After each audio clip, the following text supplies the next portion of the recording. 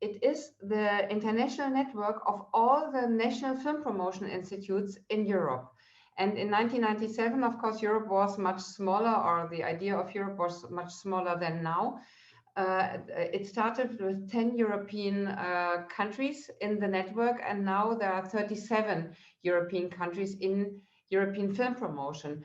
And the idea is that, of course, you probably know each national film promotion institute is responsible to promote their national films and their national talent abroad.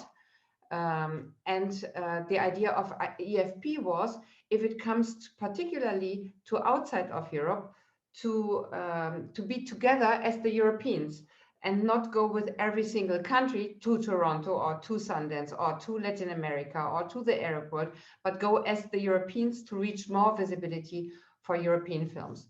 So I share my little presentation with you to explain EFP a little bit. So this is our claim. It's Europe Films, Talent, Spirit.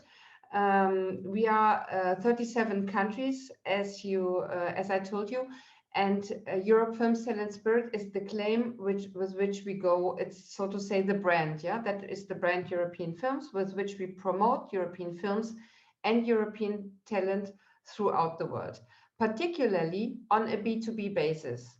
That means that we usually we see ourselves more in collaboration with festivals than in organizing screenings of European films in a city. We usually cooperate with festivals to reach also distributors in the countries and other professionals.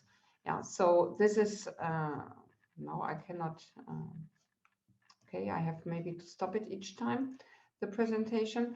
So, no, it's not working. Let me see. Oh, now I can do it here. So there you can see all the member countries of European film promotion. So bigger European countries, smaller European countries, every country without Malta until now is in European film promotion. What we do is we promote European films and European talent, of course. We offer also the European talent access to the international markets and networks. That means for all the talent programs we have, we always invite experts, etc., from outside of Europe or also from Europe. So we offer really to be a bridge also between Europeans and people outside of Europe. We run joint market booths and joint networking reception for more visibility of European films. For example, when we are in Toronto at the Toronto International Film Festival, there's a big European receptions. There's a big Europe umbrella where everybody from Europe can be found. Another thing what we are doing is discovering new territories and distribution opportunities for European films. So the Arab countries were declared a focus for us in the past 2-3 years, and we are continuing to work with the Arab Cinema Center and with the Cairo International Film Festival. And also, as I said before, networking and being present and accessible with panels and workshops at relevant festivals and markets. So these are our goals. So here you can see how a Europe umbrella looks.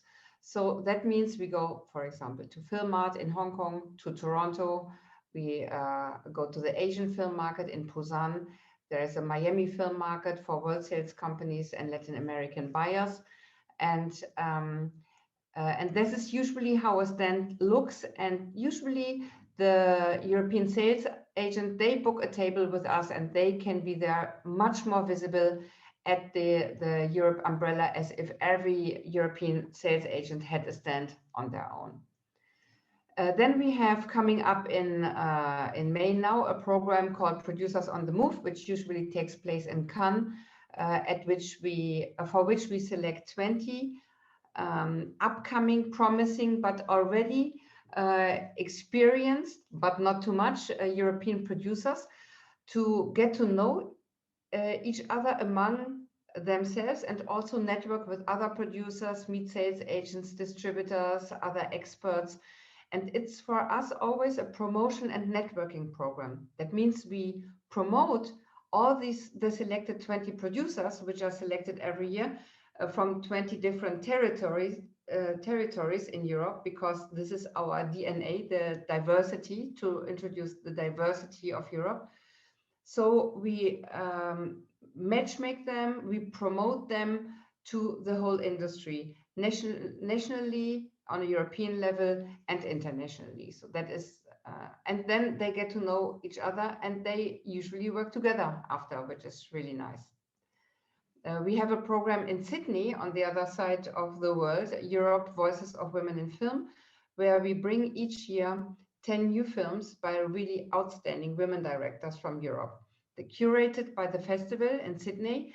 And of course, when we bring the directors, the picture you see was in 2018, when it still took 2019, when it still took place live.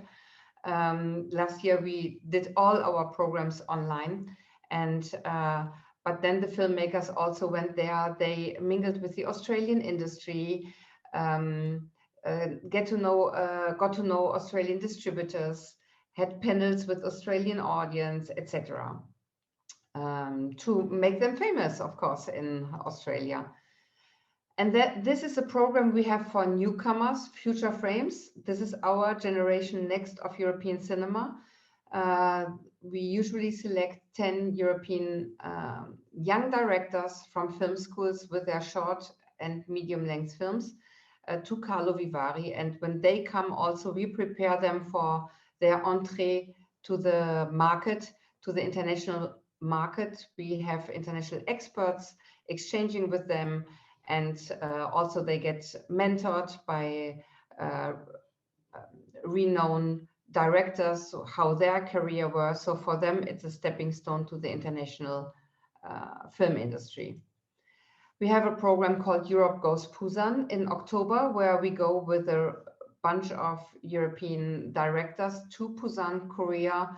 Koreans are really enthusiastic about European films, and we bring the Europeans there. And parallelly, we have the booth on the film market for the buyers and the sellers. And then a program which many people know is the European Shooting Stars.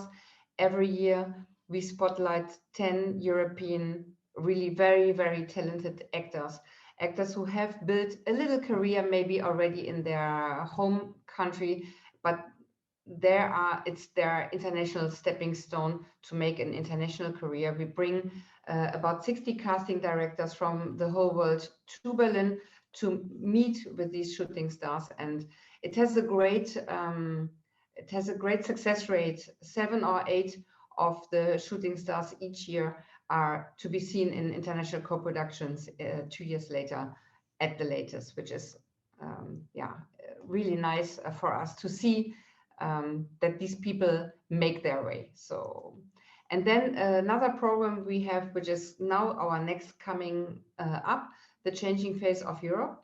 We go to Hot Docs.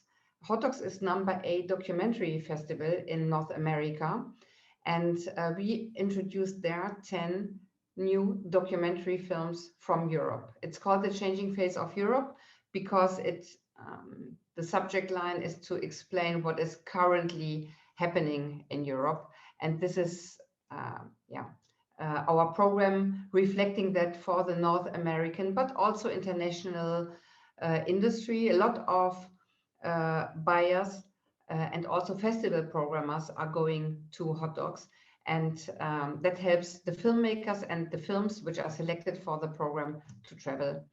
And last but not least, we have a program which is called Film Sales Support.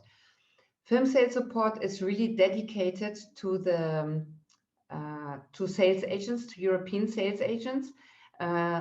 All our work is co-funded mainly by Creative Europe, the media program, and also by all the member institutes we have, and also by the German government, the cultural ministry, by the Filmfund Hamburg, by the city of Hamburg. So there are, of course, several sponsors also around. But film sales support is truly supported by Creative Europe. They grant us money, which we can grant again to sales companies to help them improving their promotional campaigns to stand out when they sell the European films on the international market. And it has a quite not a bad success rate. So since the beginning of film sales support, which was integrated in EFP, 2,000 films have been supported, or campaigns have been supported. And as you can see here, 53% of the films were sold to non-European countries.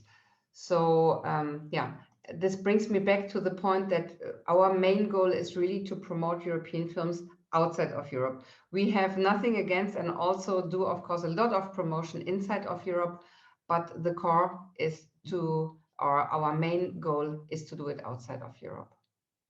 So that's basically it. I don't know if there are any questions.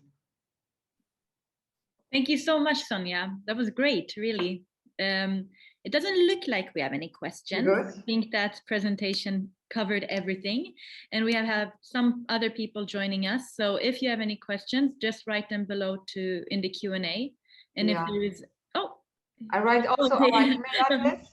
Yes. Yeah, and I write also our homepage, and I write also my email address in case there are more questions coming. And it's going to be there throughout the session. But if there's no questions, thank you so much, Sonia. Thank you, Roxana. All the best. Say hello to everyone in Malmö. I will do that. And take care. Keep up. You take care too. Thank you so much. Bye-bye. Bye-bye. Ciao.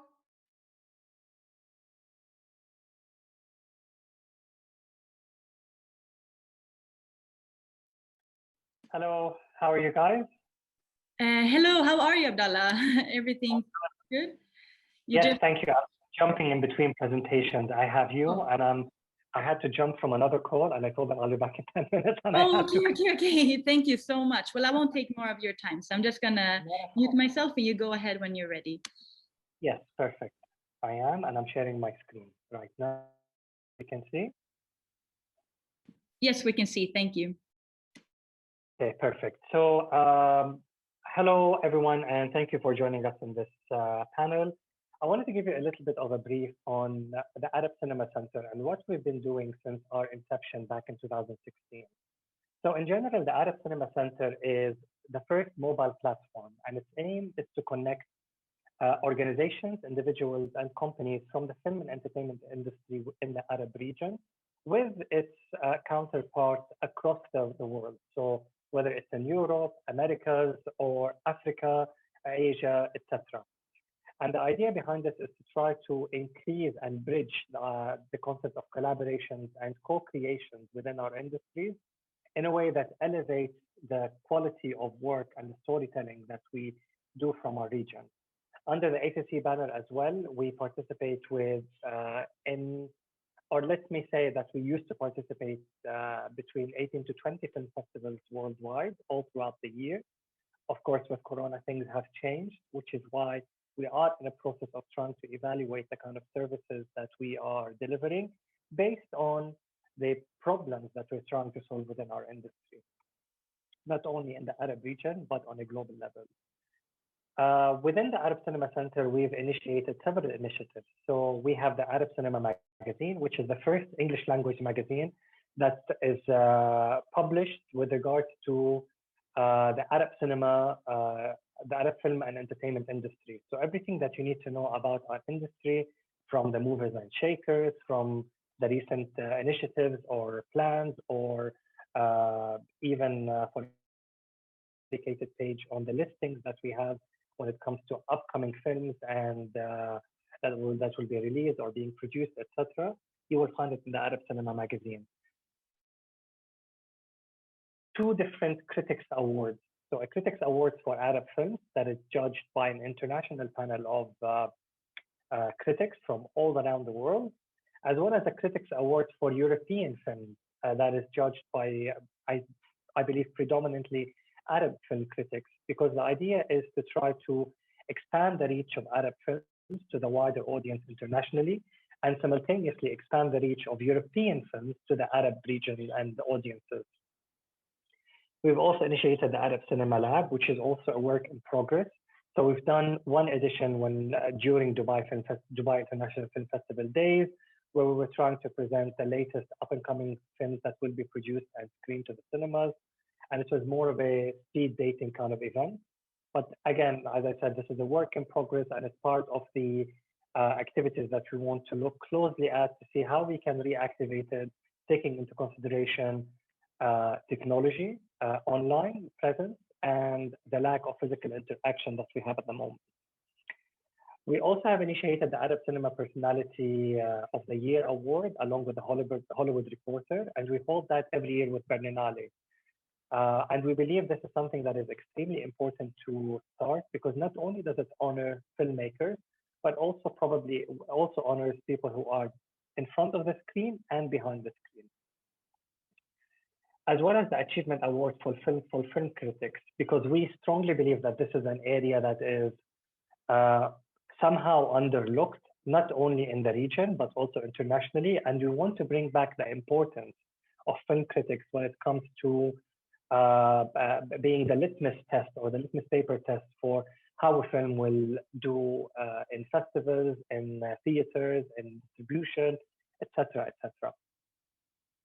We also have our website that is powered by a monthly newsletter, and it features all the different lists of funds and festivals that would allow the visitors to have a better understanding of the ecosystem that will be able to support their production, pre-production, production, and post-production journey for their film.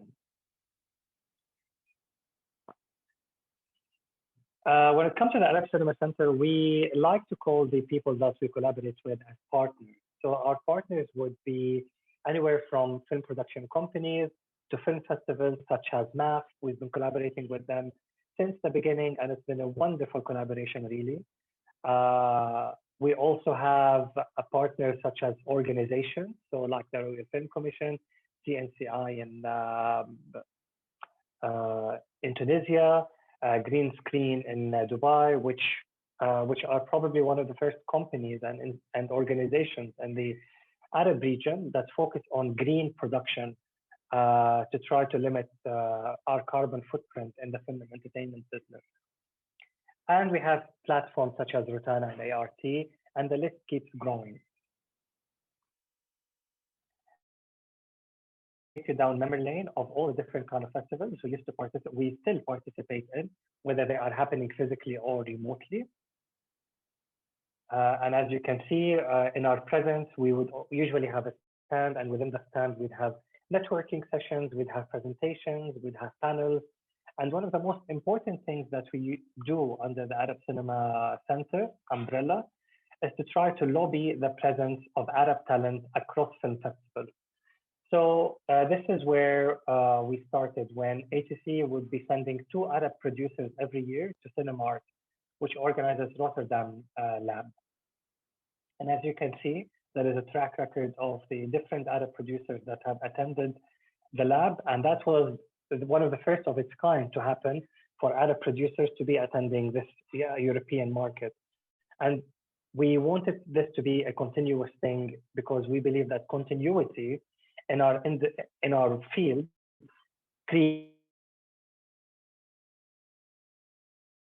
in the Arab film and entertainment industry, but we try to be as continuous as possible to maintain this ecosystem.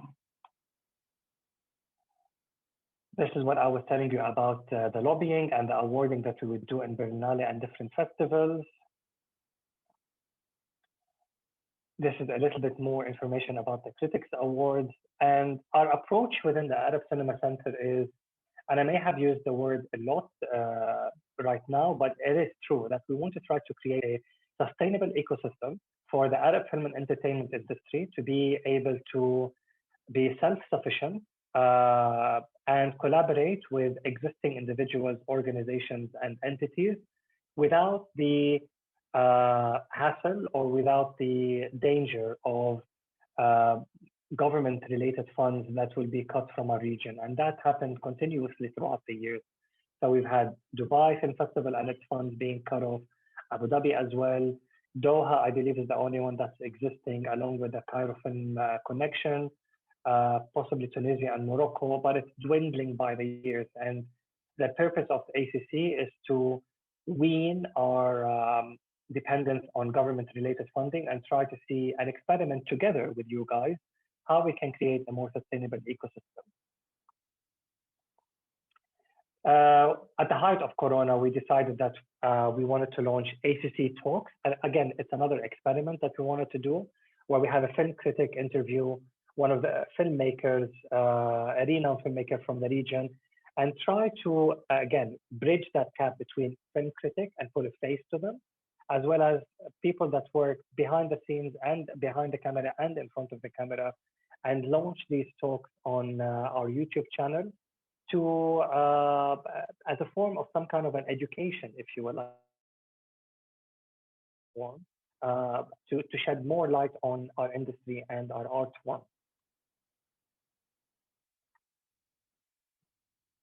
And as you can see, we have international coverage on what we're trying to do, along with our partners and where the magazine is being distributed.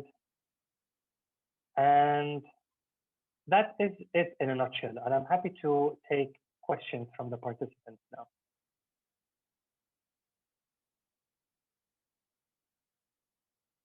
You're on mute. So sorry.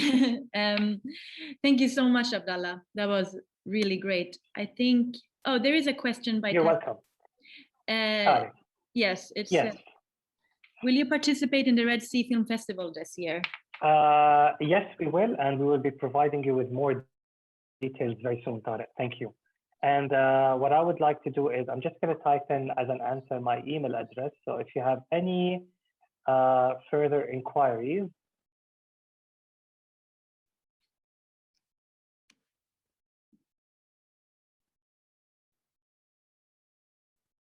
you will be updated with all of our news and where we'll be present. Thank you so much, Abdallah. And if there's no further questions, I'm gonna let you go back to your other meeting, Abdallah. Thank you so much for taking the time to talk to us. And thank you, Rustama. Have a wonderful day. I wish you all the best. Bye. Thank you. Bye. There we go. And now, thank you, Christina, for being here. I'm gonna jump right into you and make you a panelist here. And Christina is joining us from I Väst. Let me see if it worked. There we go. Hello, Christina. Hello, hello. Thank you for inviting me. There we go. I think everything's working. I have made Abdallah attendee again. Are you seeing Abdallah's screen right now? Yeah, I can see like a black screen. Okay, it's not there, or it's dark. Okay. Thank you so much, Christina, for joining us. I'm going to mute my screen now and let you take the stage, okay? Yeah, thank you.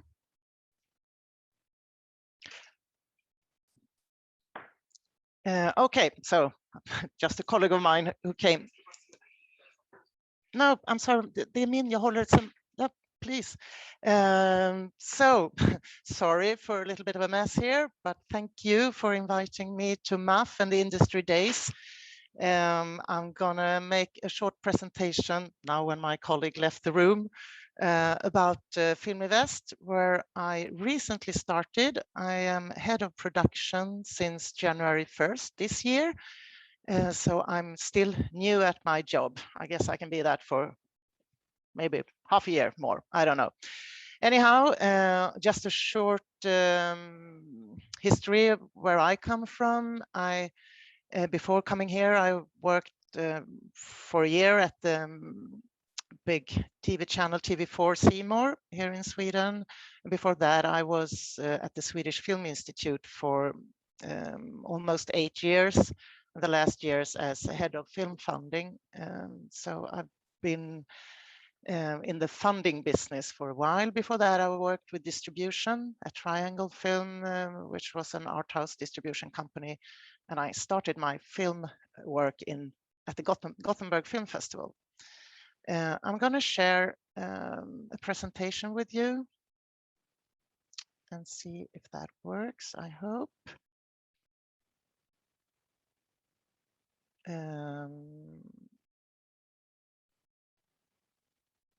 I can't see it, but I hope it works. Maybe Roxana can whisper in my ear. Yes, it works. We can yes, see it works. Great. So Film I Väst, brief introduction. It's a regional fund. It's the biggest regional fund in Sweden, and it's one of the biggest regional funds in Europe. It was founded almost now 30 years ago. So we've been working for many, many years. It's located in the western part of Sweden. For the people who have visited the Göteborg Film Festival, this is where we are. It actually started in a small city a little bit north from Göteborg, which is called Trollhättan, where we also have an office and our big studio. And the region who funds the fund is Västra Götalandsregionen, the county of West Sweden. And for all these years, also together with the cities of Trollhättan and Vänersborg, the goal has been to establish the western part, this region, as the foremost film production region in Northern Europe. And without bragging, I think we succeeded in that. But of course, it's work that we continue to do, because you can't rest and be sure of that. We are the second biggest financer of Swedish films in Sweden after the Swedish Film Institute. We have a yearly budget around 10 million euros that we invest in the projects that we choose. And what do we do? What do we invest in? We invest in almost every part, all the genres that we can find. We do, of course, Swedish national co-productions, and there we look mainly for big audience films that, I mean, now we used to talk about the cinemas. In the future, we will, of course, need to talk about wherever the audience is, but in a historical sense, it has been big films for the audience in cinemas.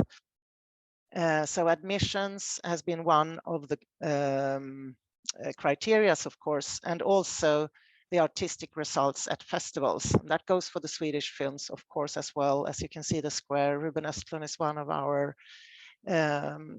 directors who we have followed for many, many years. And during the years, we have invested in more than 1,000 feature films, TV dramas, shorts, and documentaries.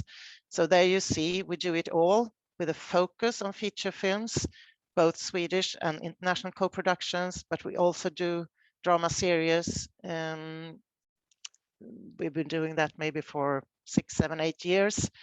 We do documentaries, mainly artistic, creative documentaries that reaches out to the film festivals.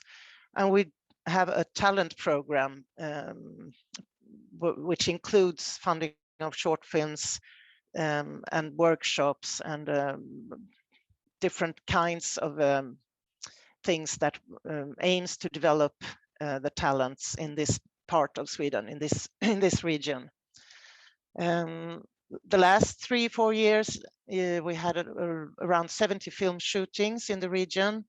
We had more than 140 post-productions, and this is, of course, a lot. We have a lot of experienced people working in film production, but of course, sometimes also we do get so many shootings that there can be a hard time finding personnel for your shootings. But when it comes to post-productions, we have a lot of experienced companies. You can visit our website, Film I Väst. You see it down to the right.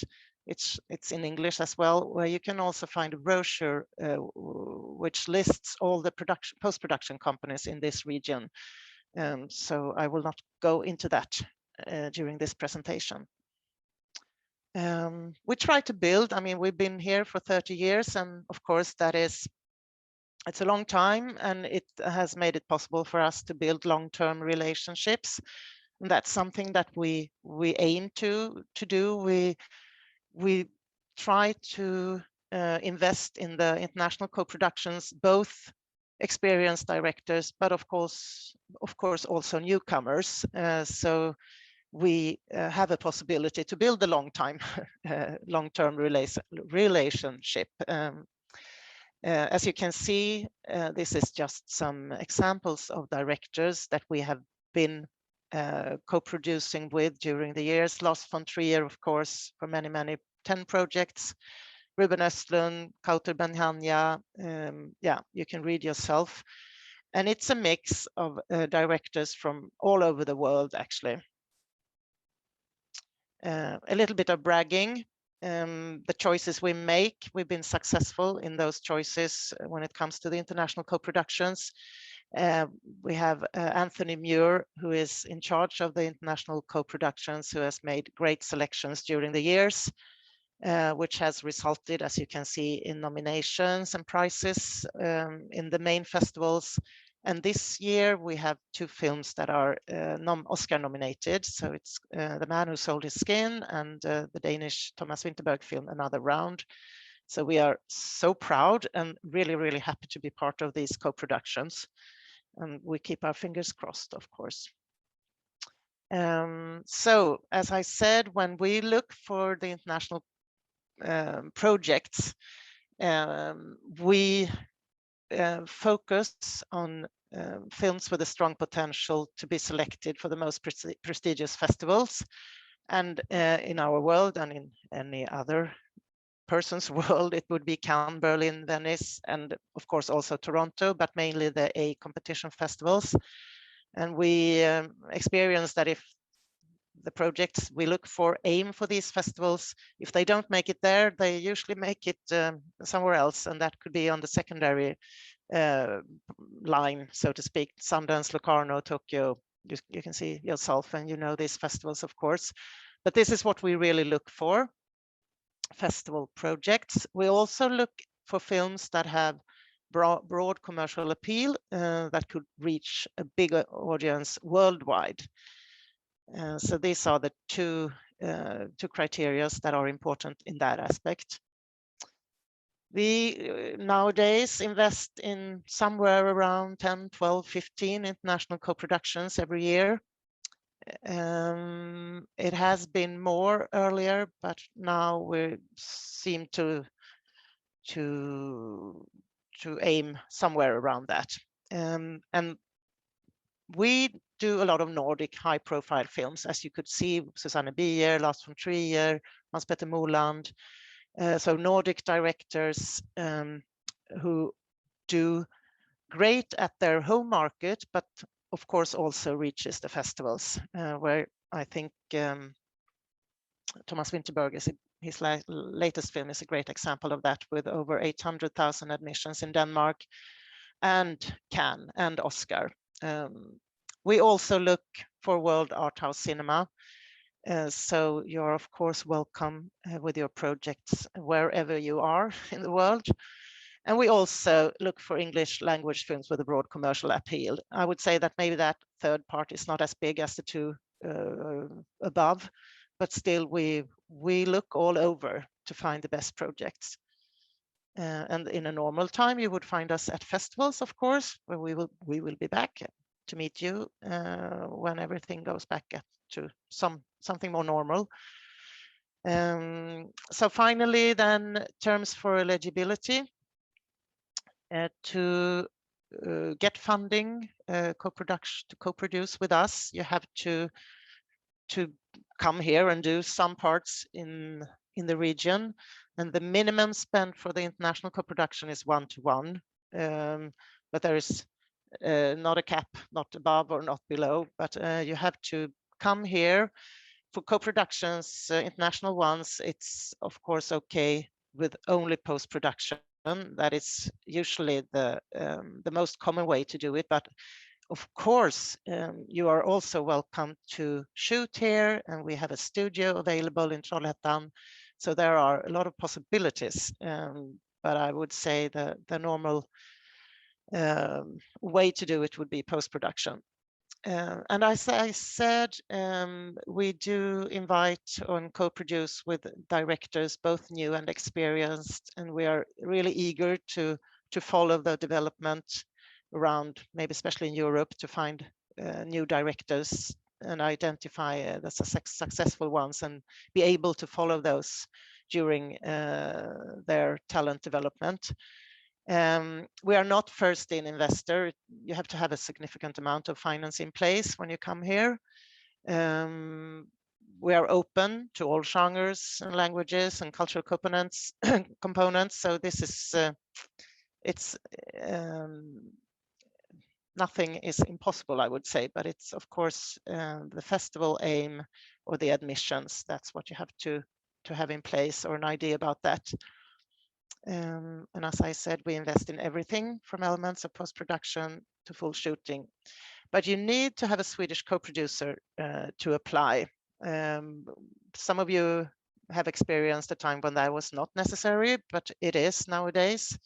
But we are, of course, here to help you to find one if you don't have it already.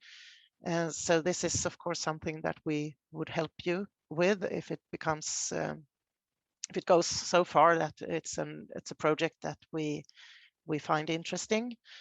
But the way to do it actually is to visit our website, filmivest.se/com, where you find the contact details for me. But mostly, I think you should contact the key person here to start with is Anthony Muir, who is the senior executive and in charge of the international co-productions. And he will be the one to talk to you. A lot of you might have met him during different forums and festivals. He's been with us for almost 10 years. So he knows all about it, and is also the one who looks into your projects and reads and comments, and will help you if it comes to a point where we decide to choose your project. So this is where you will find us, and I think I will stop there and go back to normal. And I don't know if you have any questions. If not, you're welcome to email us or whatever way you want to contact us. Well, thank you so much, Kristina. It was a really informative presentation. So I don't think there is any questions. No, not there and not there. Well, like Kristina said, if you want to come in contact, you saw the contact information on the screen, and these sessions are recorded and will be published on our social media at some point. So everything will be recorded and saved, archived for you to join us. Thank you so much, Kristina. Thank you for inviting me. Good luck with the festival. Thank you so much.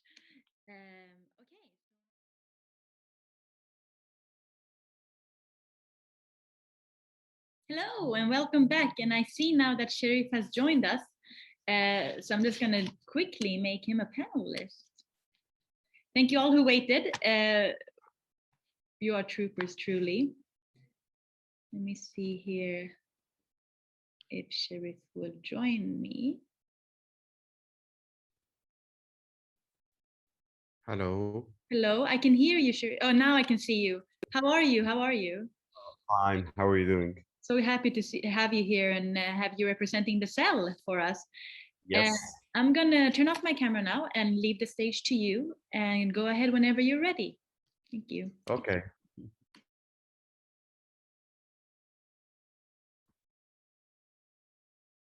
Hello, hi, this is Sharif from the Cell Egypt. برحب بيكم النهارده جدا. معاكم شريف فتحي من The Cell القاهرة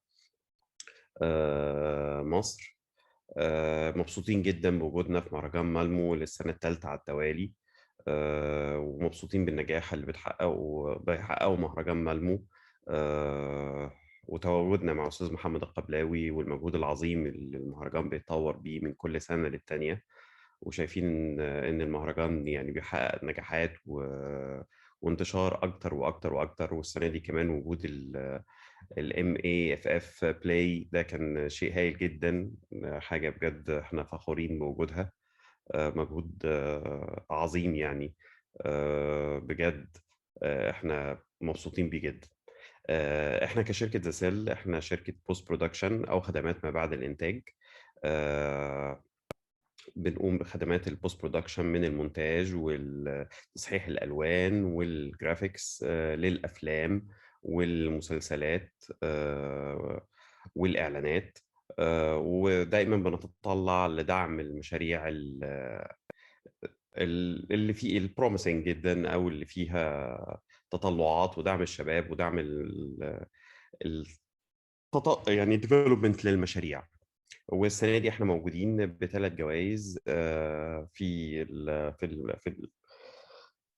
الديفلوب في البوست برودكشن كومبيتيشن يعني. وسعداء جدا ان احنا نحاول ندعم الافلام اكتر واكتر، ويكون ده تطور من سنه للتانيه. بس واحنا يعني نحب نتطلع للتعاون مع الشباب والتعاون مع كل الناس من مختلف انحاء العالم، وخصوصا الوطن العربي، شباب الوطن العربي. ومتشكر جدا بتواجدي معاكم. يعني مع القمة قصيرة شوية بس يعني هو ده يعني أكتر حاجة ممكن نقولها النهاردة يعني. متشكر جدا ليكم. شكرا شكرا.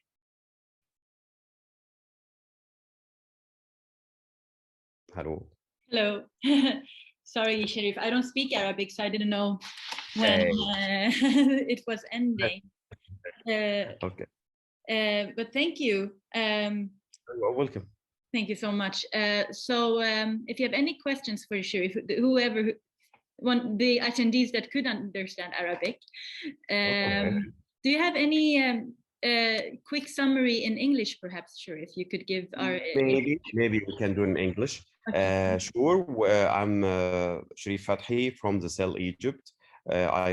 I'm the co-founder and CEO of the Cell. We're a post-production company located in Egypt. We service post-production service for movies, features, documentaries, commercial and short movies, and TV series. We are so happy to be in Malmo for the third year, and we are looking forward to cooperate with promising projects. We offer 3 prizes this year in post-production, and we are so happy to be with Mohammed Al-Qablawi. We really appreciate the efforts that Mohammed Al-Qablawi do, and that's all. Thank you so much, Sharif, and thank you for giving us a quick summary in English too. If there is no questions, I will thank you, Sharif, and we are going to wait for our next presenters now. Thank you again.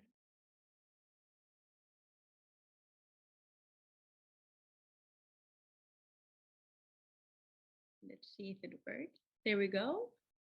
Hi, can you unmute yourself? Hey, hi. Hey, how are you? Thank you. Sharif that was here before you, he breezed through his presentation, so we had to have a little break. But we're so happy to have you here, Molly and Katja from Bergmanveckan. I'm going to leave the stage to you, and you go ahead whenever you're ready, okay? Thank you. Thank you. Okay, we're not starting 20 past 12. We're starting now. Okay. Oh, are you ready now? Yeah, we are ready. We were like in the waiting room or something like that. So. No. We can start. Yeah, we can start directly, but we can share screen and everything. Yes, it should be. It should be open for you to share a screen. Okay. Perfect. Thank you so much. Thank you. Thank you. Okay. Du får göra så här. Keynote. Okay, so let's just start. Desktop. Oh. Share some. Optimize for video clip. Share.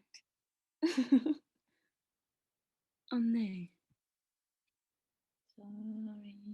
Sorry guys. There's no worries. you have 10 minutes to prepare, so don't you worry. That's good. That's good. sorry.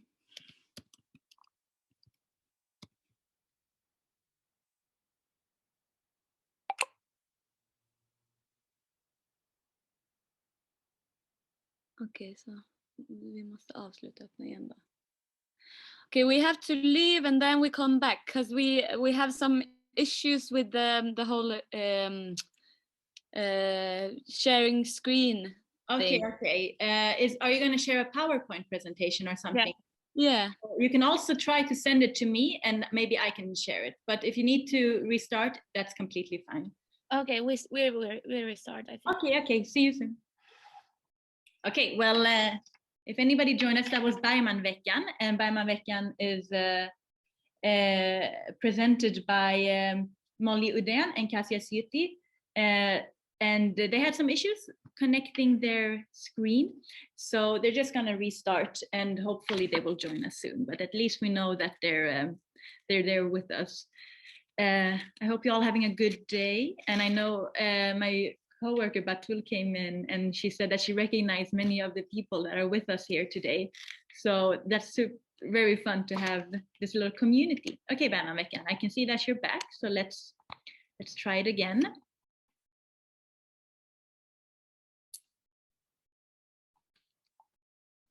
Okay, hey! We're back. Sorry again. Okay, you want to see if it works this time? Yes, it looks like it's. I think it's work. Okay. Oh, yes. Perfect. I can see it. Okay. I'm just going to disappear now. Good luck. Thank you. So.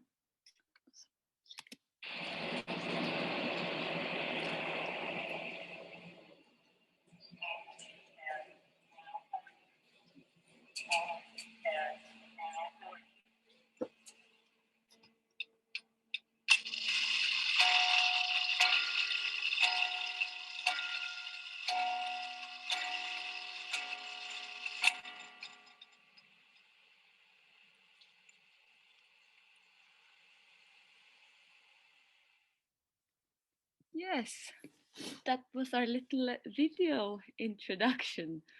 Yeah. My name is Molly and I'm the project manager. And my name is Kasia Syuti and I'm the project manager for the Bergman Week. We are two project managers. Yes. Thank you for having us here. We're super excited and we think this is such a professional way to do a festival. So we are super impressed of Malmö Arab Film Festival. Super. Yeah, and we are the Bergman Week. So yes, we brought Bergman here today with us to have us support. And we'll present this year's festival, which is held, as you can see, from June 29th until July 3rd. Yes, and it's for the 17th year in a row. In a row. I think. A row, yeah. And it's held where? On Fårö. It's held on the island where Ingmar Bergman was living for many years, and you can see the where it's located in Sweden. You can see Gotland there and Fårö in the north. Yes. So we are on Fårö. And the festival is held almost on the whole island, and it's a big attraction for the island during the summer. It's a beautiful place. If you haven't been on Fårö, we totally recommend. Not only because of Ingmar Bergman, but it's the nature and the atmosphere is amazing. Yes. I think we go back. The festival, you can read. It's this year. It's 5 days. Yeah, 2 days less than previous years. Partly because of COVID, and partly because we think it's a better way to organize the festival. But it's always been like intimate event, so it's gonna be like that this year too. Little festival super cozy with a lot of exciting seminars, screenings. Yes, as you can see, lectures. International guests, not so much. But we tried this year. Yeah. Yeah, before Ingmar Bergman died, he used to actually participate in the festival, not very like officially, but he used to be a part of the different screenings and seminars. Yeah, he was sitting in the audience and like observing everything, but he was not participating. And the island is super attractive for all the filmmakers who are like admiring Ingmar Bergman. So we've had many big names on Fora during, because the festival is so intimate. It's very attractive, and they also get to like experience the whole island and the atmosphere and see the Bergman estate, the house he lived in, everything. So we had a couple quite big names. Yeah, you can see some of them here on the screen. Yes. And this year's theme for the festival. So every edition has its own theme, and this year's theme is Remaking Bergman. Which we just released the theme. So this was but since they're now making an American HBO version of Scenes from a Marriage, we thought that it was a great idea to have this and discussing like the remaking trend in a wide sense, and also in like the like remaking Bergman as this series is doing. So we are very excited to see how this theme will be discussed during the week. Yes. Yeah, and we get a lot of questions about this year's festival, of course, because of COVID situation. But as we said, it's always been a small festival, and this year we plan a number of physical events. We'll see. We will, of course, take our responsibility and see how we can do it in the best way, so that we follow all the restrictions, of course. But you can see our beautiful locations. We have like we can be outside for most of the time. Most of the events we will be outside, except for the film screenings. Because of summer, it's very hard for us to have screenings outside because it's so light. But almost all of the events that aren't film screenings, we will have outside. Yeah, as you can see, there will be exciting outdoor events. Yeah, and we also cooperate with our friends from Draken Film, so that if you can't come to Fora, you can participate in the festival through Draken Film. We'll have our, how do you call, fleek? Yeah, there. Our own little curated program at the Draken Film. And then we just have some different pictures from we cannot, we release our program in May 5th, so we cannot say anything. We can't say anything now about our guests, because it's secret. Still secret, but we can show you some locations and tell some other events that are usually happening. As this is a picture from our Bergman Safari, it's called, and it's outdoors. and this year we participating audience will bike through Fårö. Yeah, because other years they've been going by bus, but to make it even more COVID friendly, we've decided to make it as a little bicycle tour instead, with a very good guide, which is gonna be very exciting. Yeah, and then you bike around the island and you visit all the locations where different Bergman films were shooted. Yes. And you have some sandwiches and some coffee by the Rauks, which is super nice. It's beautiful. It's beautiful, actually. We have 3 cinemas on the island, and you can see one of them in Södertörn, a little cinema. So in an old barn, which is very quaint and cute. And then you can see the church. We'll have a talk in the church this year, but we used to have concerts in the church, and even we used to start the festival in the church, but now that seems impossible. We move out from the church, but we will still use the church. Yes.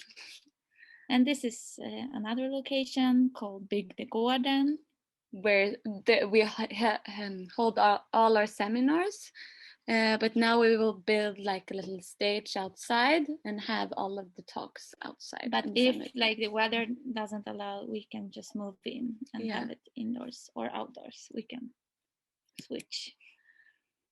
And this is a great event we've had before, and we will have it even this year. It's held also in our old barn, I think. And it's called Everyone Wants to Be Like Ingmar. Everyone wants to be this guy. We're planning it like stand up, open stage for everyone who wants to play like a 3-minute remake of a Bergman scene. So you participate, and then we have a jury with some exciting guests, and you will compete, I will say, in some kind of remake stand-up open stage.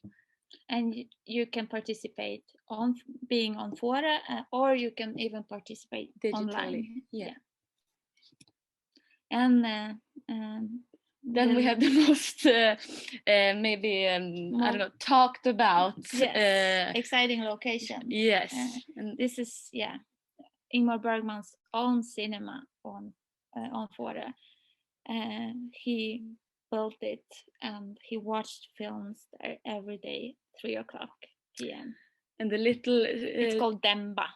And the chair with the stool is the chair that Ingmar used to sit in, and it's holy, so nobody gets to sit there. We're gonna show some Bergman films in his own cinema, and it's really beautiful and exclusive, you can say, to watch his films there when he was watching everything. Yeah. And as we said, we release the program soon. Very soon. In May 5th. Yes. We hope we can release it. Yeah. If you have any questions, you can find our email addresses there. Yeah. I think that was it, actually. Yeah.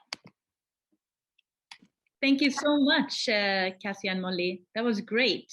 It really intrigued me to go to Fårö now. I have some Bergman files of friends that love Bergman. So June 29th to July 3rd is definitely crossed in my schedule, so I hope it's in everybody. These sessions are recorded and will be published on our social media, so more people can get to learn about Bergmanveckan.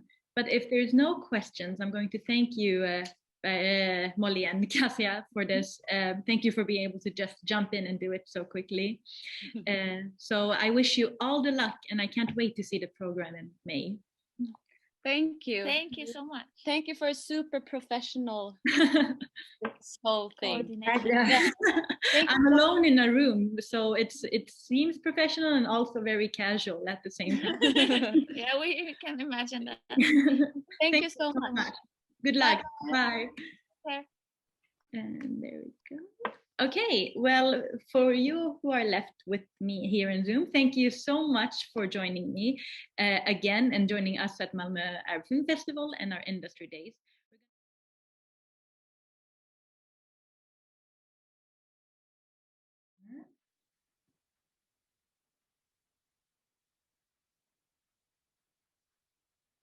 Hello, Katia, can you hear me? Hello, so nice of you to have me and invite me over. Hi, it's our pleasure. Lovely. Just let me go to the presentation mode. Yeah, okay. Are you able to share your screen? Just a moment. No, I'm not yet. Can you help me with that, please? Yes, sure. Yeah, lovely. Just a second. Mm-hmm. Yeah, now. Yeah, lovely. And I will close my microphone and camera and leave the stage for you. Yeah, thank you.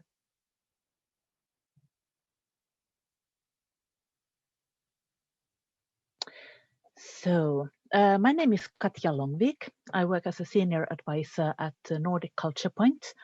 We are situated in Helsinki, and we are an institution of the Nordic Council of Ministers. And we have three main parts of our organization. We are administrating funding programs funded by Nordic Council of Ministers. Then we also arrange events in Helsinki, and we also have a special library. And the aim of the organization is to support cooperation within the area of culture. This we do mainly through the funding programs and the possibilities that they offer. And then more strictly, another aim is also to increase awareness of Nordic culture in all its diversity in Finland. Our events showcase the different cultures and a variety of art forms of all the Nordic countries in Helsinki.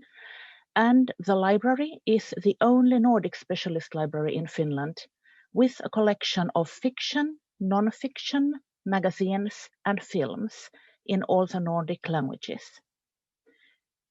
You can find more information about our activities, our program, contact information for my colleagues, and something that I will be referring to afterwards also, information about the details of the grant programs on the web address nordiskkulturkontakt.org. Since we are an institution that is funded publicly, we also follow some strategic goals given to us by the Nordic ministers. The base for this strategic steering is Vision 2030 that aims for a green, competitive and socially sustainable Nordic region. There is also a policy for mainstreaming sustainable development, gender equality, and a child rights and youth perspective within all the activities organized and supported by Nordic Council of Ministers. Within the field of culture, we now have a new cooperation program on culture policy, and then all grant programs have their own program-specific criteria.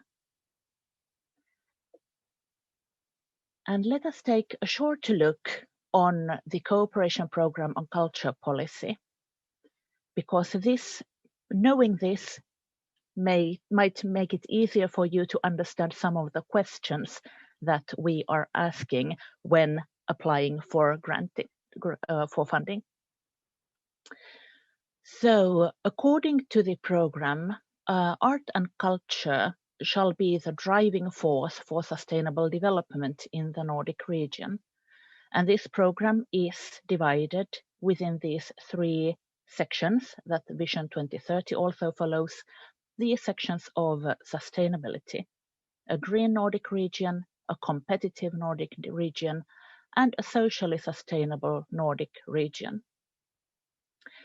And it is beneath this socially sustainable Nordic region that the vision of Nordic Culture Point as an institution also fits in.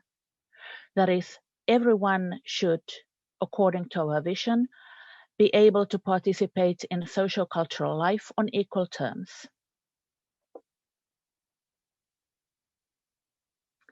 The grant programs that we are administrating are 4 altogether. Culture and art program that I will present more in detail has a global reach. The applicant can be from wherever in the world. There is also a Nordic-Baltic mobility program for culture with its 3 parts: mobility funding, network funding, and funding for artist residencies. This program is geographically limited to the area of the Nordic countries and the Baltic countries. There are also 2 programs directly aimed for children and young people, and these are Norden 0 to 30, referring to the age that participants may be within, and VOLT, a language and culture program for children and young people. You can find more information on all the detail about all these programs on our webpage, but I will now present Culture and Art program a little bit more thoroughly. It supports Nordic cooperation in the field of arts and culture, but this Nordic cooperation isn't geographically limited only to the Nordic countries, but it can also include activities that are arranged outside of this region. Funding is granted for innovative projects of a high artistic and cultural quality, and they should promote diversity and sustainability in the Nordic region. Anyone within the field can apply. It's open for individuals, groups, organizations, professionals, as well as non-professionals, and for all art fields. The project partners must come from at least 3 different countries, of which at least 2 must be Nordic countries. And when we are looking into this definition of countries, we do count the autonomic areas separately. That is, the Faroe Islands, Åland Islands, and Greenland are counted as separate countries in this context. The country is also regarded according to the current address of the applicant and the partners, not nationality. Since the program is very open what comes to who may apply, there are 4 central criteria that an applicant should answer in the application. These are collaboration, Nordic dimension, quality, and sustainability. And I will shortly present each of these in a minute. There is a large variety of amounts that can be applied for, and as you can see, the percentages of required own funding differs somewhat according to the applied amount of funding. But you can find all these figures in detail on our webpage as well.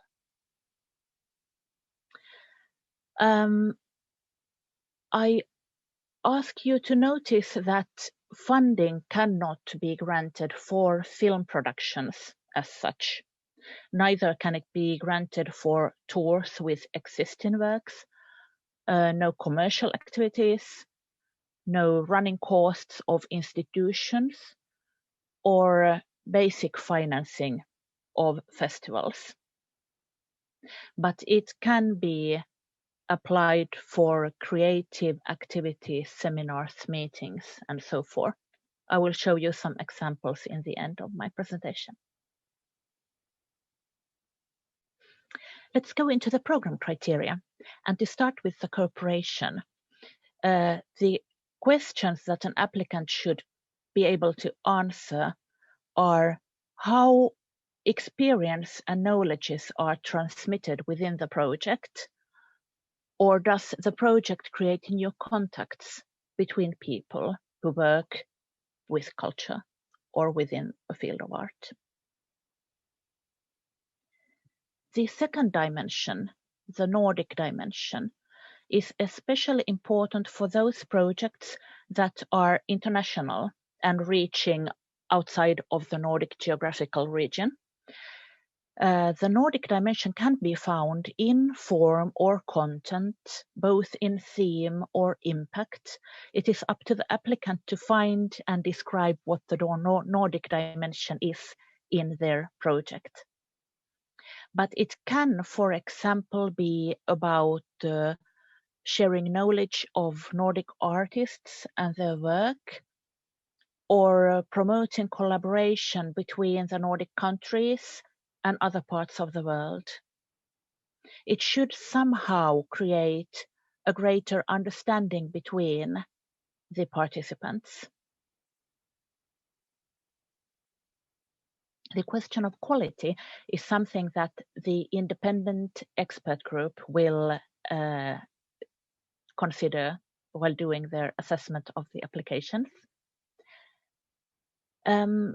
It has mainly to do about the quality of the project, the artistic and cultural quality of the content, but it can also have to do with questions like if the applicant can realize the project in a competent manner, or if the result of the work will be long-lived.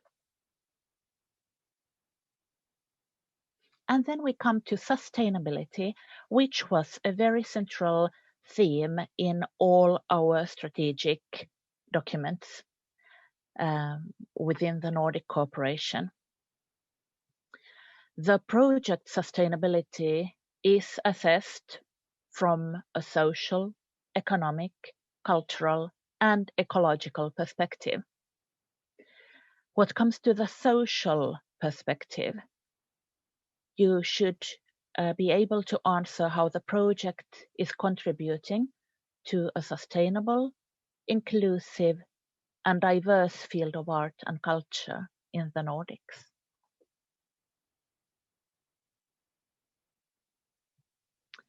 The application process is very straightforward, done online. You can find the link to the preview of application forms on the web page, where when you scroll down on the information page for each and every program. After the application is submitted, there will be a criteria check, and all those applicants that fulfill the administrative criteria are sent forward to the expert group for assessment. This expert group is chosen by the cultural ministers from the Nordic countries. And for culture and art program, there is one representative from all of the Nordic countries and autonomous regions. After the expert group meeting and decision, all decision letters are communicated by mail. You can do afterwards a contract online as well before the first payment. And depending on the amount of the granted funding, there will be a status report on the way, or then a final report only in the end of the project. And I promised I would tell you some examples about what these projects can be about. And they are, for example, creation or dissemination of works, projects, or initiatives that require a creative process. So that is a very large definition. It can also be about creating meeting places between artists and cultural bodies and the public, a way of, or a kind of dissemination that as well. It can also be about creating new work methods together or sharing knowledge within a field or between different art fields. And the project can be about organizing discussions and debates, seminars, or workshops. And I have here 4 different projects, ongoing projects, just to describe what kind of projects can be, for example, funded from the program. There is a platform for exchange and collaboration within the film field, administered by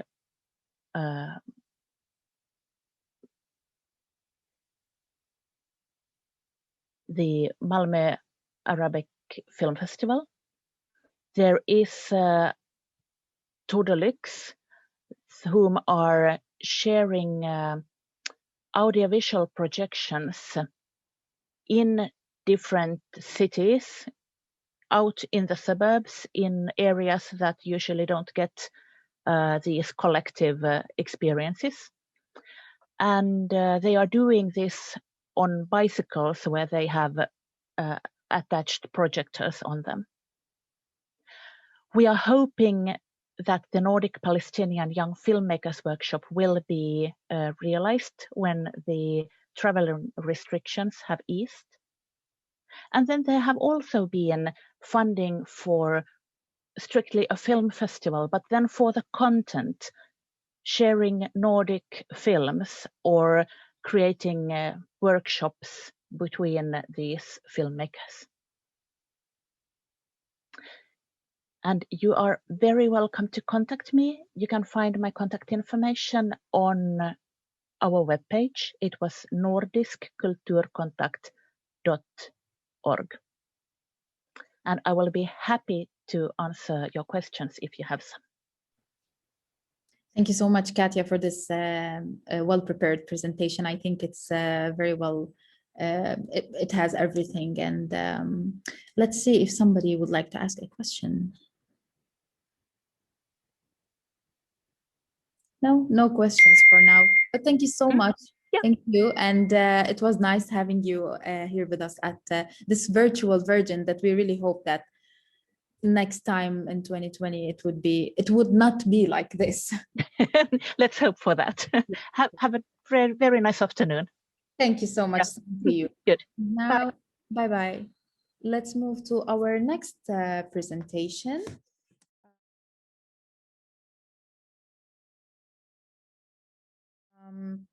We have the Tempo Documentary Film Festival, and here to present the festival, Lisa, Toby, and Ulrika Banderia, and let's welcome them.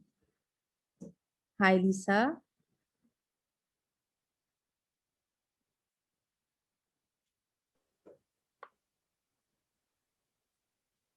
Hi, welcome. Hello. Hello, it's so good to see you. And you too. And you too.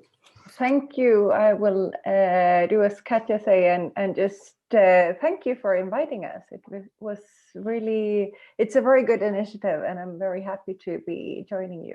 We're more than delighted to have you both here presenting Tempo Documentary Film Festival. I'll just turn off my camera and microphone, and I will leave the stage for you. And let's see if we can do a little screen share. I'm going to. I can. I think I'm able to do it. Yeah. Let's see if it's. Here we go. I think this is working. Yeah, so hi everyone. My name is Ulrika Bandeira and I am the program director at Tempo Documentary Festival, where I work together with my colleague Lisa Taube, who will talk a little bit in a minute. We are Sweden's biggest festival for documentary expressions, and that means that we are open to all genres. I'm just gonna hop to the next slide. So we do have film in our program, of course, but we also have sound and a radio section, and we have VR and transmedia and photography. And we are also open to any other documentary genres. Tempo was founded in 1998, so we just closed our 22nd edition. The last slide that you saw, the slide with all the people, was unfortunately not from this year's edition, but from the previous year, since this year we did a almost completely digital festival. We did have a few physical screenings open for closed groups of 8 people, but it was mostly a digital event. And I'm going to tell you a little bit about the contents of our program. Let's see, in our program we have a Swedish part and an international part, and our international part is completely curated by us. But for the Swedish sections we do have different open calls, and we have 7 different competitions. Out of those, in the international section, we have the Stefan Jarl International Documentary Award, which is an award for international feature-length documentaries. We do require the Swedish premiere for that one, and the winning film is awarded with 2,000 euros for the director. And then we have the Tempo Documentary Award, which is an award for feature-length Swedish docs. It's one of the biggest documentary awards in Sweden. For that one, there is an open call. So if you are a filmmaker, we will open applications around September, so you can be on the lookout for that. And the New Doc Award is an award for emerging talents or for new directors. For that one, we don't have a maximum length. You can submit a film of 7 minutes or 2 hours, but you do need to be a new director. And the winning film is awarded with 40,000 Swedish kronor. We have our short award, or the Tempo Short Award, which is for films no longer than 30 minutes. And that one also opens in September, and the films in this category are actually also competing for the Tempo Sound Award, which is an award for the most for the short film with the most creative soundscape. And then we have our pitch, the Tempo Pitch, which is an award for projects in early stages. The winning project is awarded with 90,000 kronor. To apply for this one, you do need to be either an experienced director or an experienced producer, but you can team up with someone. If you are new in your field, you can team up with someone who has more experience. And we opened the application around November, December, so it's some time left. And then finally, maybe my favorite award, it's the Short Docs Radio, which is an award for really, really short radio docs, maximum 3 minutes long. So if you're interested in telling documentary stories in a sound format, you should check this one out more closely. And usually the fall is a good time where to contact us. We do a lot of our programming then. We start with the open call in September for the new Tempo Documentary Award and Tempo Short Award. So if you have proposals or an idea of collaboration or something, it's a really good time to get in touch with us during the fall. A few slides later on, we have our webpage, so don't hesitate to get in touch with us through there. Otherwise, be on the lookout on our website, because we will post more details about all the competitions. Yeah, and I think by that I will leave the word to Lisa, and let's see if we can still keep screen sharing while we switch speakers. Interesting. I don't know if you can see me, but I will do a presentation of the target groups that we direct the festival to. So we have we look at primarily two different target groups, which is the general audience.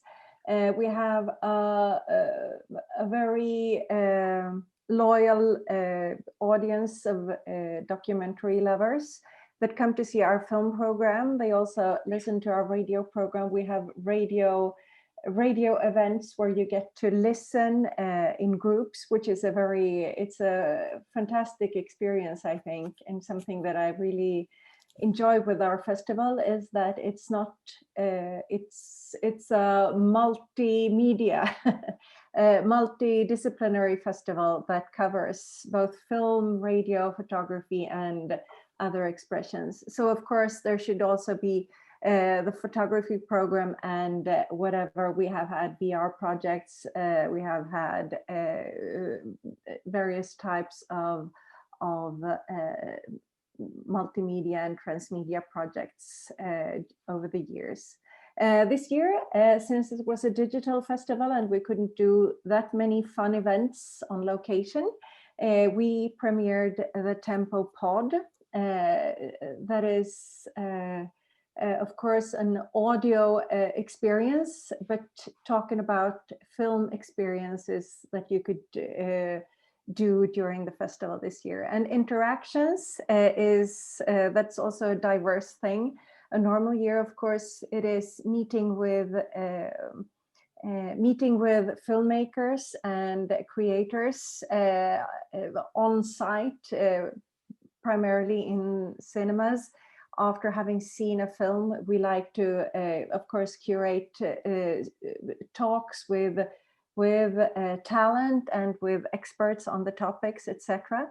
And this year we did a vast number of interviews and talks, and we also had greetings from directors to the works that could be seen from our website. The films in themselves, they were screened from the streaming service Draken Film that we were using for the film program on this digital edition. Also very important to us is the industry audience. Every year we have a seminar program consisting of seminars on, for instance, the theme. Every year we have a theme for the festival, and this year the theme was Tempo flyttar hem, Tempo moves home. So that was obvious since everybody was attending the festival from their homes. But we want to look at the theme that we're doing from different perspectives, and then we include this in our seminar program. We also do masterclasses with guests from both international and Swedish industries. This year we had a sound masterclass with Ted Klotjeski, who is also a partner of the Tempo Sound Award that Ulrika was telling us about. And we also did a masterclass with Daniel Turkov from Think Film Impact Productions on impact production. A normal year, for the seminar program, we also include, of course, works in progress, etc. And we collaborate with both Stockholms konstnärliga högskola in Stockholm and Akademi Valand in Gothenburg. And sometimes we also do collaborations with other universities and colleges focusing on documentary narratives. A normal year we do a lot of networking because that is an important part of being a filmmaker, whether you like it or not. Documentary filmmaking can be very lonely, so it's important to meet other people and share experiences. We hope that this will be much more in focus next year than it has been this year. We also do a talent meetup, which is a spin-off from the New Doc section, where we, together with 7 regional centers, are creating a talent workshop over 2 days with 2 participants from each participating region. And they have their own special program curated, which includes elements from the big festival, but also master classes, etc., set up only for this group. The collaborating regions are Film Stockholm, Kultur I Halland Film, Film I Öst, Film I Dalarna, Film Västernorrland. It's Film Cloud, Region Västra Götaland, and it's, let me see, yes, I think that's it, sorry. And then for the industry, we also have the Tempo Impact Workshop. It comes from we initiated the Tempo Impact Conference that has been running for 3 editions, where we have been talking about impact production and outreach. And this year, since a conference wasn't really on the agenda, we have, together with Think Film Impact Production and Kreativa Europa Desk Sweden, created this workshop where a limited number of projects were selected and were able to participate in 3 different sessions on how to strengthen their own impact production strategies and how to make them fly financially as well. This has been a very appreciated part of the festival this year. And I just wanted to add that, of course, we also have Film Region Sydost on the Tempo meetup collaboration. And that's about it regarding the target groups. And this was, now we've been talking mainly about the festival that takes place every week 10, vecka 10, that is first part of March. But we also do year-round activities. We have, then this is of course mainly talking about a normal year, a non-pandemic year, but we do local screenings in Stockholm. Normally when it's not during our own festivals, we do it in collaboration with other organizations or festivals where we program part of or sometimes an entire festival stemming from our festival held in March or especially curated for this event. So we do screenings in the archipelago in Stockholm. We have been doing short film screenings with youth groups in Fisksätra, and we have a number of screenings in collaborations with different distributors, largely in the Stockholm area. On the national arena, we collaborate with festivals from the very south to the very north. We have been working with way out west, Film in Norrköping, and a number of different festivals around Sweden. And of course, we also do international collaborations, such as being part of juries at different documentary festivals around the world, as well as curating programs for them. So that is basically what we do around the year. And so for now, we are trying to summarize the festival of 2021 and bringing all our new digital experiences together and learning from it to use in the future. And we hope that we will be able to do some activities in theaters, perhaps not this spring or summer, but at least this fall. And at least we hope to see you again in March in 2022.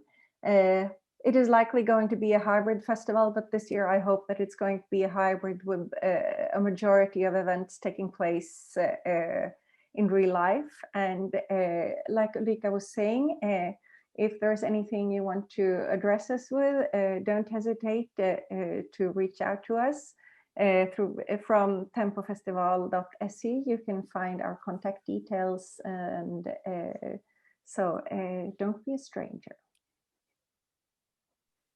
Thank you so much, Lisa and Ulrika, and we really, really hope to see you in person next March, maybe before that.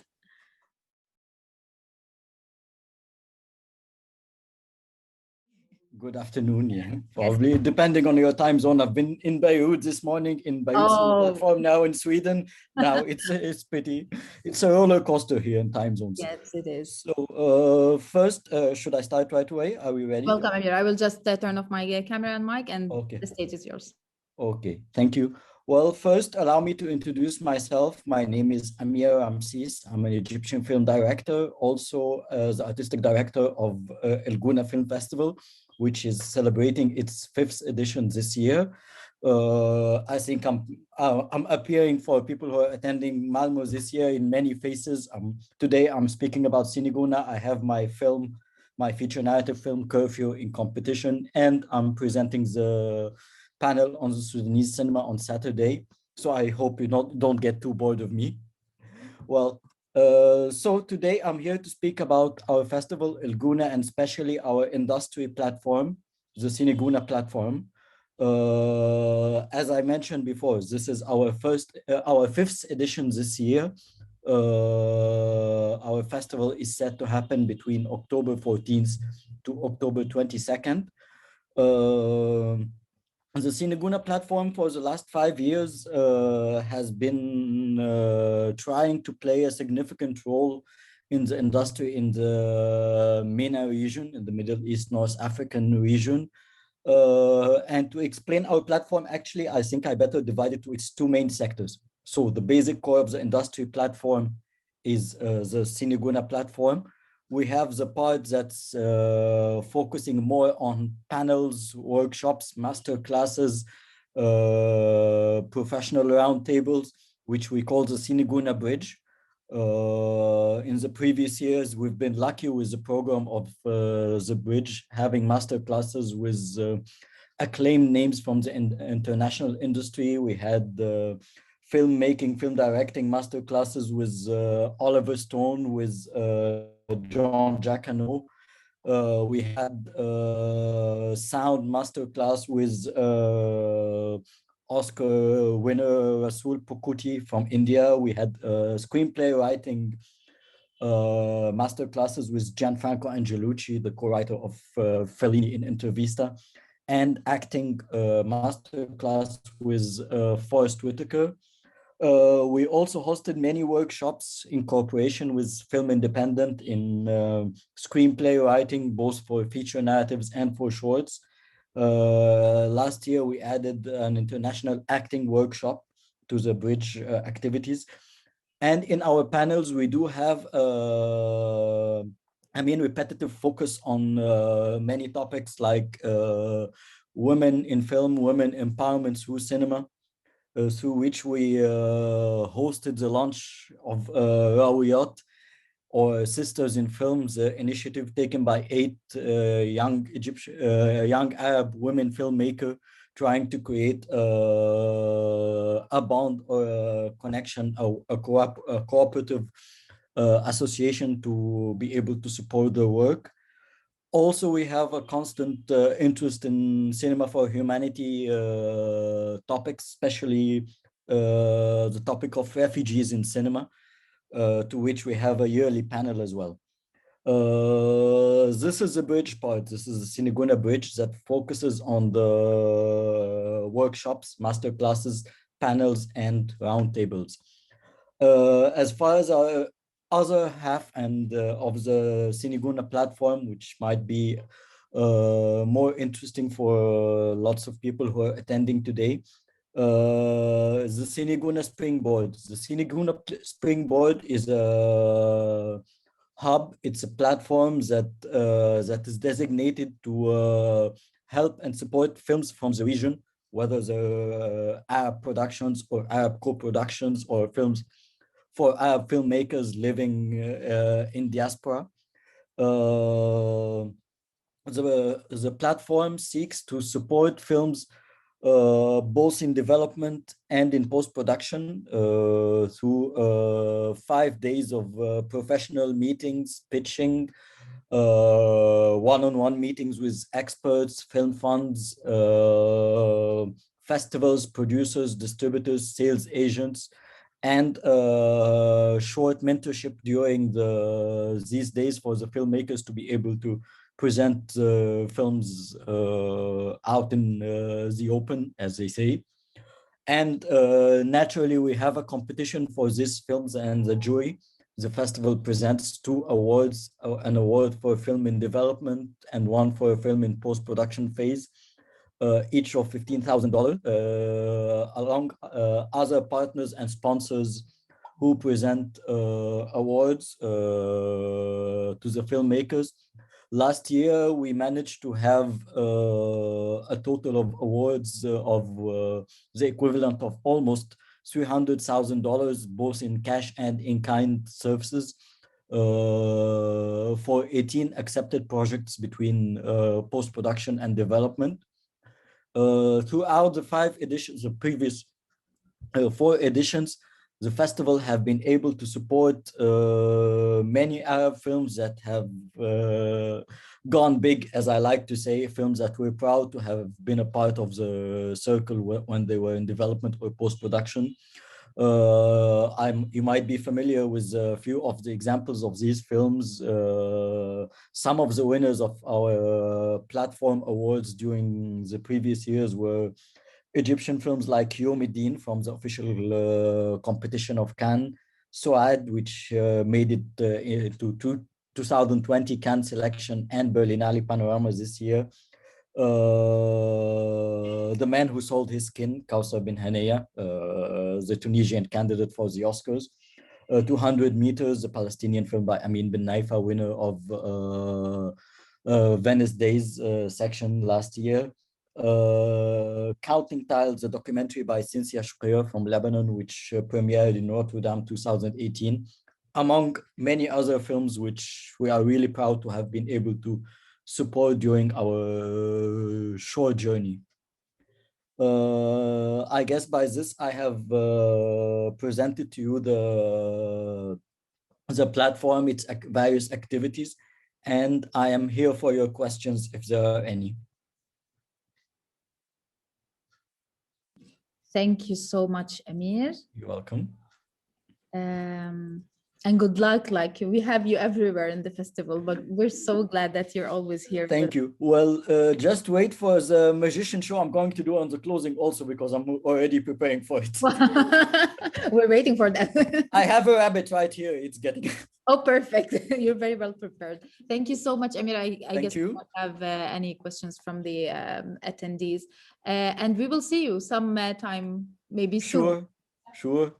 Thank you so much. Thank you. Like, thank you. I believe we have a question in the Q&A. Oh, yeah, it just popped up. Oh, yeah, okay. Okay, so Dina Nasser, she says, first, thank you, Amir, for mentioning and supporting Riwayat Sisters in Film. I would like to ask if this year edition of Cine Gouna open for short film submissions, or do you support short and production in any way? For shorts, unfortunately, we haven't yet included them in the Cine Gouna. It has been a long pending ambition of ours. I think if it hadn't been for the COVID situation last year, which caused a certain recession in our expanding plans, there would have been a platform for shorts that we're targeting to create, not for this edition, unfortunately, not for 2021, but we hope for the next editions. However, we yearly have a development workshop for short scripts. Last year we did it with Film Independent. There's a potential that it might happen this year. Again, it won't be a development platform for production, but for script, for shorts. If it happens, we'll announce it on the website, of course, so you can follow us on GounaFilmFestival.com and on our social media. Perfect. I hope this answered your question, Dina. Any other questions, maybe? Well, I guess. Thank you, Dina. I'm looking forward for your next film. Okay, so thank you so much for having me. Thank you, Amir, and good luck with everything. And see you on Saturday. Bye-bye. Bye. Okay, so I guess that's it for the Meet the Experts for today.